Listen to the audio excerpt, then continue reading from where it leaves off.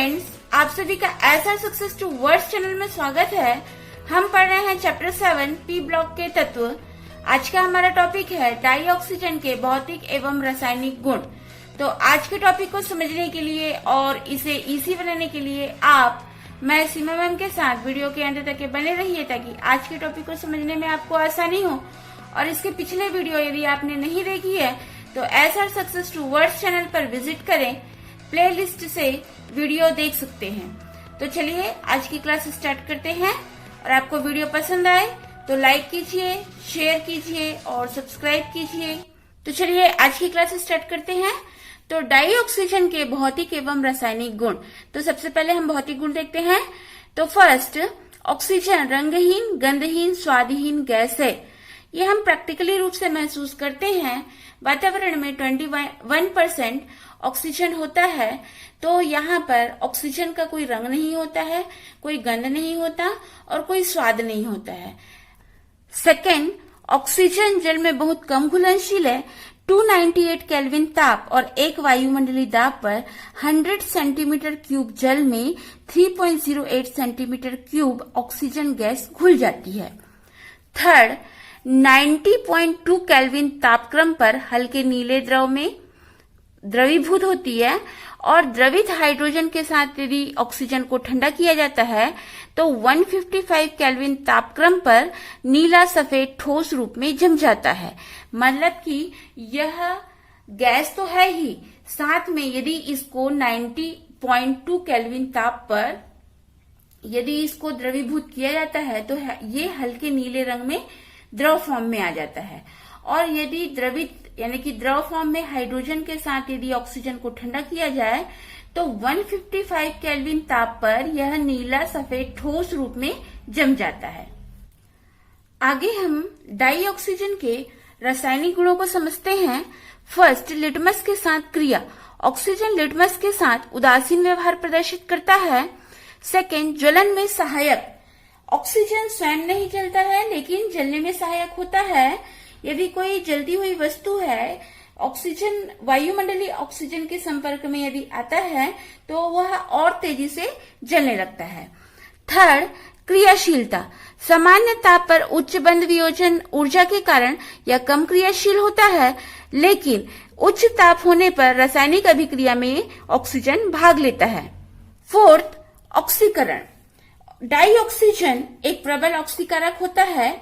यह धातु, अधातु और उसके यौगिकों को उसके ऑक्साइड में परिवर्तित कर देता है। यहाँ पर हम समझते हैं धातुओं के साथ क्रिया, अधातुओं के साथ क्रिया, यौगिक के साथ क्रिया और विद्युत विसर्जन की क्रिया। तो पहले हम एक एक करके सभी अभिक्रियाओं को समझते हैं। फर्स्ट, धातुओं के साथ क्रिया। ऑक्सीजन धातु के साथ प्रत्यक्ष रूप से क्रिया करके धातु ऑक्साइड बनाता है, लेकिन कुछ कम क्रियाशील धातु होते हैं जैसे सोना, प्लेटिनम, इनके साथ अभिक्रिया नहीं करता है। तो इसमें जैसे हमको समीकरण में प्रदर्शित है, तो सोडियम धातु के साथ ऑक्सीजन अभिक्रिया करके सोडियम ऑक्साइड बनाता है। कैल्शियम ऑक्सीजन के साथ अभिक्रिया करके कैल्शियम ऑक्साइड का निर्माण करता है।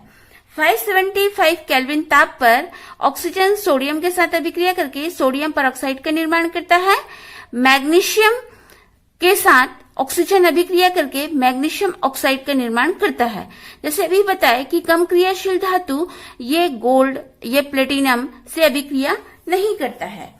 एल्युमिनियम और आयरन से अभिक्रिया में जो एल्युमिनियम और आयरन से ऑक्सीजन अभिक्रिया करके एल्युमिनियम ऑक्साइड और आयरन ऑक्साइड का निर्माण करता है। सेकेंड, अधातु के साथ क्रिया।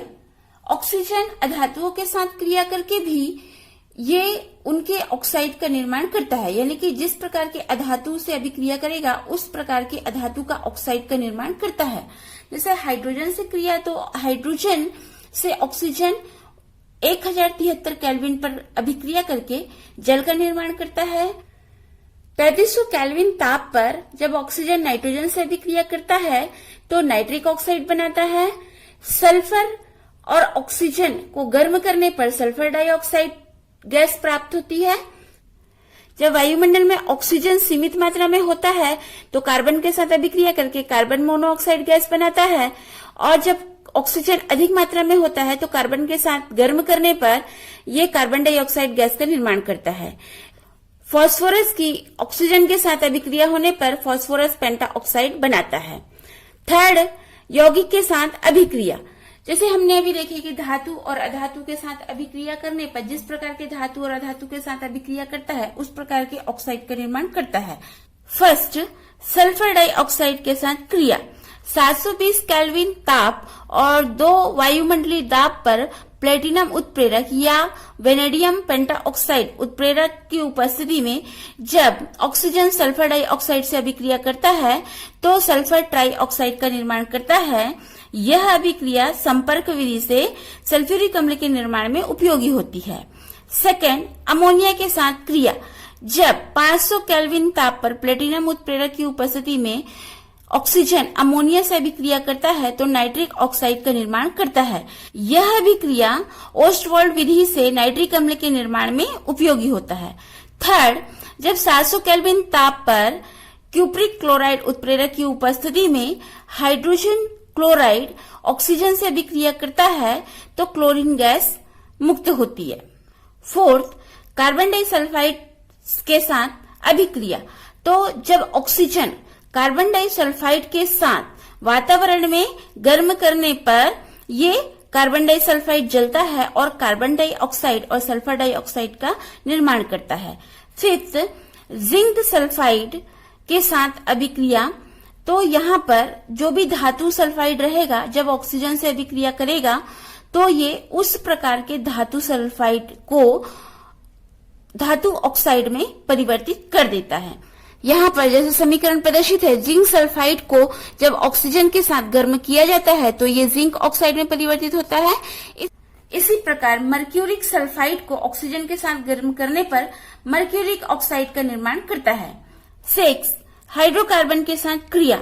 संतृप्त हाइड्रोकार्बन या असंतृप्त हाइड्रोकार्बन जब ऑक्सीजन की अधिक मात्रा में या वायु की अधिक मात्रा में जल करके कार्बन डाइऑक्साइड और जल का निर्माण करते हैं। जैसे हमको यहाँ पर समीकरण प्रदर्शित है, मीथेन की जब ऑक्सीजन से अभिक्रिया होती है तो कार्बन डाइऑक्साइड और पानी का निर्माण करता है। फोर्थ, विद्युत विसर्जन की क्रिया। जब ऑक्सीजन को साइलेंट इलेक्ट्रिक डिस्चार्ज किया जाता है यानी कि नीरव विद्युत विसर्जन में सूखी ऑक्सीजन ओजोन में परिवर्तित हो जाती है।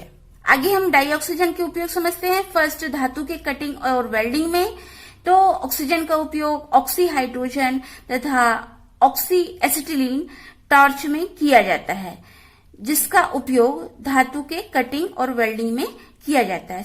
सेकेंड, धातु व अधातु से अशुद्धियों को दूर करने में जो धातु कर्म की प्रोसेस होती है, इसमें धातु और अधातु से अशुद्धियों को दूर करने में ऑक्सीजन का उपयोग किया जाता है। थर्ड, कृत्रिम श्वसन में अस्पतालों में पेशेंट को ऑक्सीजन की कमी होने पर और बहुत अधिक ऊंचाई पर उड़ान करने पर या पर्वतारोहण में यानी कि जब हम पर्वत में ऊपर बहुत अधिक ऊंचाई पर चढ़ते हैं तो उस समय ऑक्सीजन का उपयोग कृत्रिम श्वसन के रूप में किया जाता है। फोर्थ, रॉकेट ईंधन में द्रव ऑक्सीजन का उपयोग किया जाता है। फिफ्थ, ईंधन के रूप में रॉकेट और मिसाइलों में ऑक्सीजन का उपयोग ईंधन के जलाने में किया जाता है। 6, सल्फ्यूरिक अम्ल, नाइट्रिक अम्ल आदि के उत्पादन में ऑक्सीजन का उपयोग सल्फ्यूरिक अम्ल, नाइट्रिक अम्ल, सल्फर डाइऑक्साइड, फिनॉल आदि यौगिकों के उत्पादन में किया जाता है।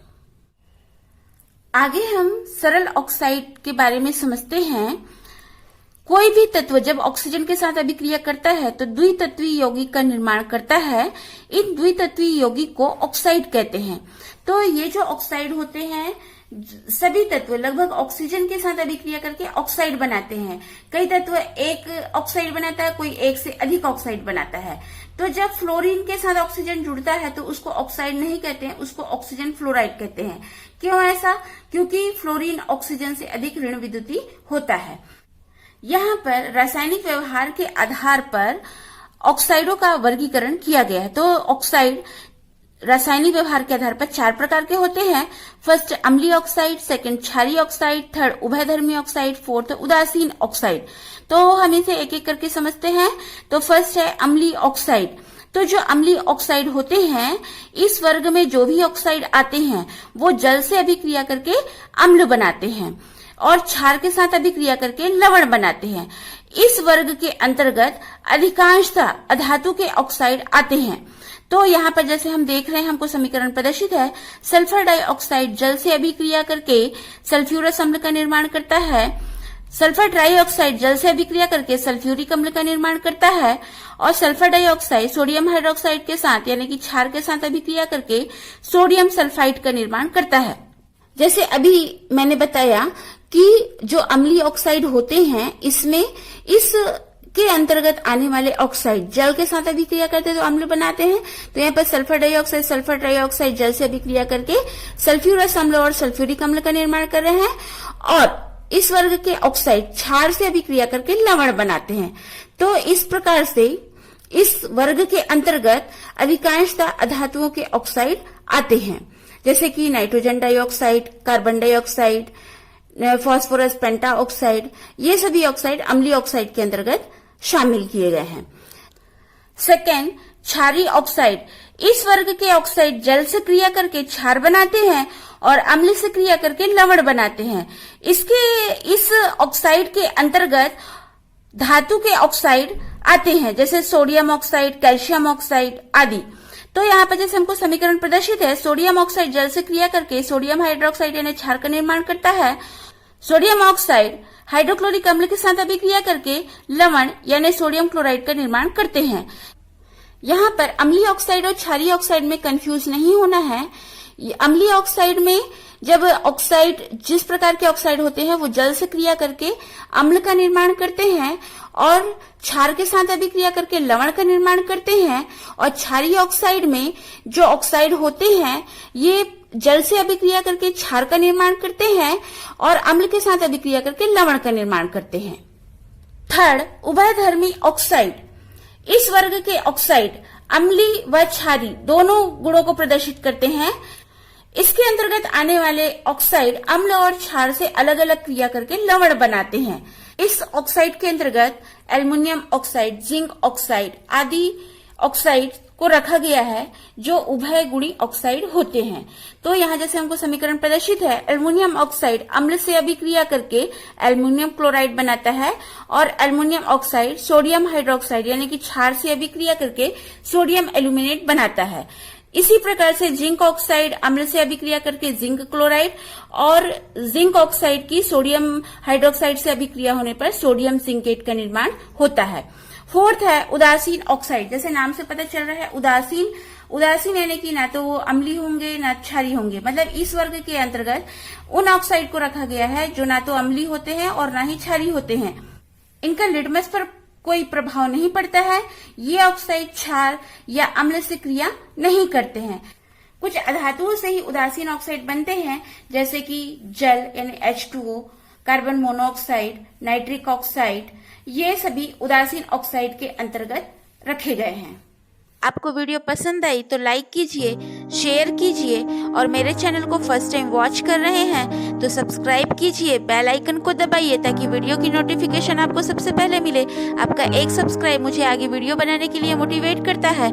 और इंस्टाग्राम पर सीमा साहू 179 को फॉलो कीजिए। Thanks for watching this video.